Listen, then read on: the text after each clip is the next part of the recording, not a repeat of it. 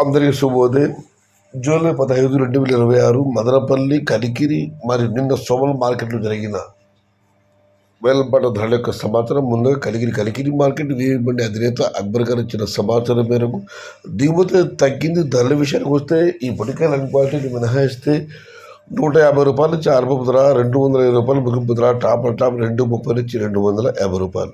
Today Kaligiri market టమాటా small boxes 150 rupees starting rate, 250 rupees ending rate. ఇక సోమలపాటి విషయానికి వస్తే నిన్న సాయంత్రం జరిగిన వేలంపాట ధరల సమాచారం. 100 రూపాయల నుంచి ఆరంభపు ధర, 220 రూపాయలు ముగింపు ధర.